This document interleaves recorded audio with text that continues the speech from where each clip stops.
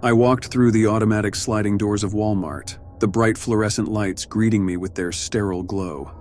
My shopping list in hand, I headed straight for the grocery aisle. The store was bustling with activity, but I didn't mind the crowds. I had always enjoyed the sense of anonymity in a sea of strangers. As I reached the grocery aisle, I navigated my cart through the neatly organized shelves, picking out items and placing them in my cart. The hum of chatter and the shuffle of footsteps filled the air, creating a familiar background noise that was oddly comforting. But then, as I turned the corner of the aisle, a strange sensation washed over me. The air grew thick, heavy with an unspoken tension. I felt as if I was being watched, as if the walls were closing in on me. I tried to brush off the feeling, telling myself it was just my imagination running wild. I reached for a box of cereal, my fingers trembling slightly, and then I saw it.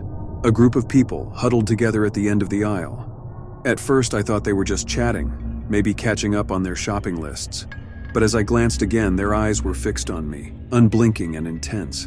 I was paralyzed with fear, but I forced myself to look away, my heart pounding in my chest.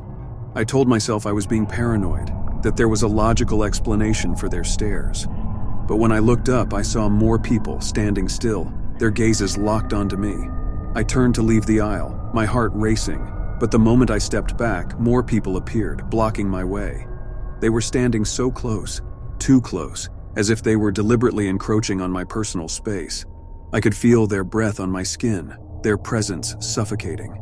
My breathing quickened, and panic surged within me. I tried to back away, but there was nowhere to go. The aisle that had once felt spacious and inviting now felt like a trap, closing in on me from all sides. The walls seemed to pulse with a malevolent energy, and I could hear the sound of my heartbeat echoing in my ears. I looked around, my vision blurring as I tried to make sense of what was happening. The people were everywhere, their eyes fixed on me with an unnerving intensity. They stood so close that I could feel their bodies pressing against mine, their whispers mingling into an unintelligible cacophony.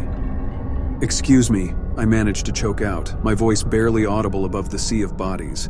But there was no response, only the relentless press of bodies and the overwhelming feeling of being trapped. I felt a wave of claustrophobia wash over me, the walls seeming to close in even tighter. I struggled to breathe, my chest constricting as if the very air was being sucked out of the aisle. And then, with a sudden jarring motion, the people began to move. They shuffled towards me, their movements slow and deliberate, their gazes unrelenting.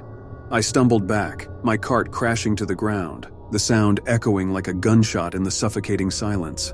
I felt a scream building in my throat, but no sound came out. I was paralyzed, frozen in place as the people closed in on me. Their faces were blank, their eyes devoid of emotion, and I knew that there was no escape.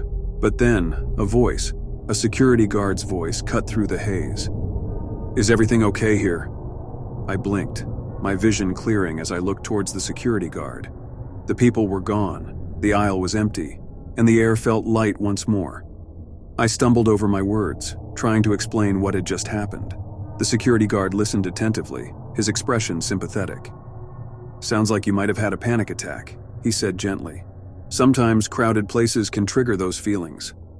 As he guided me out of the aisle, I couldn't shake the feeling of unease. Had it really been a panic attack? Or had something more sinister been at play? I glanced back at the grocery aisle one last time. My blood ran cold. The memory of those unrelenting stares and the suffocating press of bodies would stay with me. A chilling reminder that even in the most familiar places, darkness could linger just beneath the surface.